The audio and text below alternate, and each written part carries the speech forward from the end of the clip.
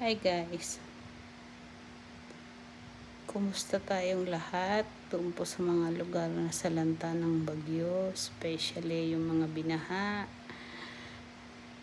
Sana po okay na, kahit may baha, at least basta walang nawalang mahal sa buhay, kamag-anak man. Yung mga gamit or mga ano natin, mababawi din yan. Basta wala lang pong mawala kahit isa. Yun ang importante, which is ganun din sa amin. Sa lahat ng taga Bicol or Bicolandia, let's stay strong, keep praying, keep on praying, and let's help each others para sa muling pagbangon.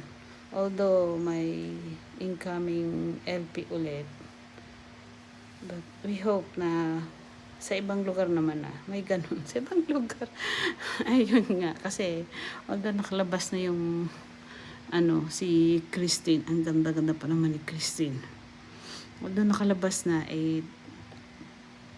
meron agad na gustong pumasok. Masyadong in demand ang Pilipinas sa mga ganitong mga ganitong event or unfortuitous event na gawa ng kalikasan. So, meron kasi tayo ditong talagang matututunan sa nangyaring ito.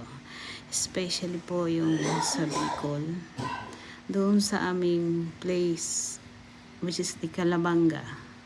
From Calabanga po ako, Calabanga, Camarines Sur.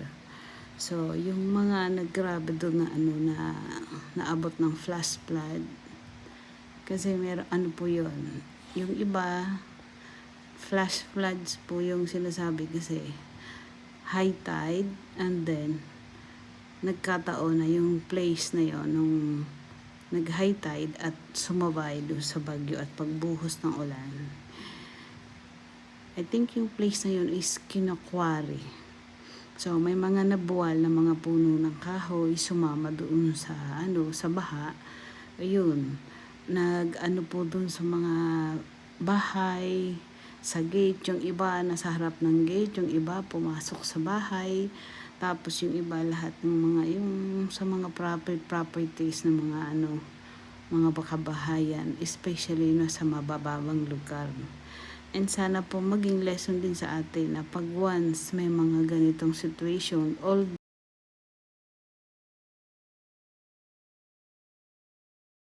although hindi natin expected yung ganong kalakas na baha, ay maging alerto po tayo at sana wag natin i-ignore or maging updated tayo sa ng weather ng Pag-asa. Yun po ang isang bagay na pwede nating magawa para maiwasan or hindi man lahat ma-avoid, especially yung mga nasa mababang lugar.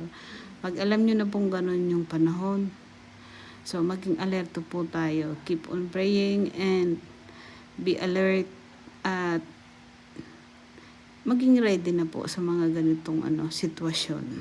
Kasi napakalaking bagay po nung nangyari yun. Almost, sabi nga sa balita, almost 70% ng properties sa Bicolandia ay nasira.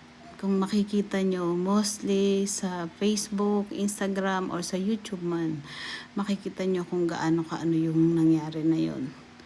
First time in the history, sabi ng iba, sa Pilipinas, ay sa Bicolandia nangyari yon. But for me, since I'm 56 years old, second time na namin tong na-experience, or although hindi ko na-experience pero second time tong nangyari. Dahil siguro mga 5 or 6 years old ako, nangyari na to before. Hindi ko maalala kung anong bagyo yun.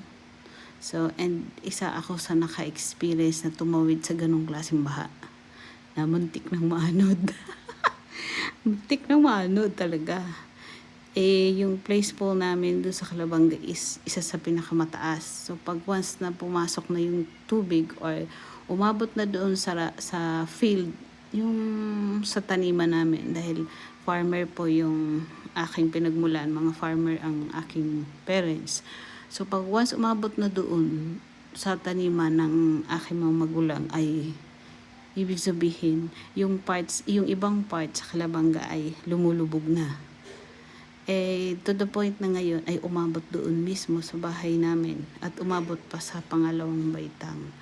So, isipin nyo kung gaano ka daming damage na nadala or na tamaan doon sa iba-ibang barangay. Ibig sabihin, may mga lumubog at lumubog na talaga. Which is, na ano po namin yun, nanonood ako, nag-update ako sa Facebook kung ano yung mga nangyayari, and at the same time nag-update din ako doon sa aming mga kadugo. So far okay naman yung aming mga kamag-anak, nailigas naman ng aking kapatid dahil siya po yung kapitan doon sa kanilang lugar, ay sa lugar namin. So ang nangyari, kahit papano nailigtas naman sila, na isaayos naman, at praise God kasi wala pong nawalang buhay. Although yung mga property man, mga gamit sa bahay man, kung ano man yung meron doon, yun lang ang nawala, which is maibabalik naman yun in the future. Ang importante, wala pong namatay, walang nawalang kamag-anak, anak or apo. Yun po ang importante sa lahat, kasi yung material ay pwede nating ibalik, pero ang buhay ay hindi na po maibabalik. So yun lang, malaking aral din po yun, and sa mga nagkakwari, sana isipin nyo pong mabuti kung makakabuti or makakasama yung mga ginagawa nating pagkakwari sa mga bundok, na sila po yung sumisip-sip ng mga tubig pagkuha sa mga ganitong kalamidad na tinatawag. So sana titingnan din natin, kasi yun po yung isang naging cause doon kaya bumaba yung tubig, dinala nung plus isa sa nakasira sa mga properties, kasi malalaking puno so dinala yung malalaking puno doon sa bayan or doon sa pinaka bayan ng ng isang place doon, kaya yung mga doon sa may school ay nagkandasira. Hindi lang yung mga bahay, okay lang mabaha, diba? Pero yung pagbahay mo na like yung kotse, yung ganon, although yung kotse talaga maaabutin ng baha pero yung mga property nyo, yung bakit nyo yung masisira, napakalaking bagay na kailangan nating unti-unti. So sana po matuto rin tayong magmahal sa kalikasan, especially yan ang ating pananggalang pag mga ganyang klase ng unfortuitous event or paalala ng kalikasan sa atin. So unti-unti makakabangon po tayo. Bangon Bicolandia, and God bless po sa ating lahat. Hanggang ngayon hindi pa po maayos or marami pang nawawala. Sana makuha na rin yung ibang mga nawawala pang mga kamag-anak or mga kapatid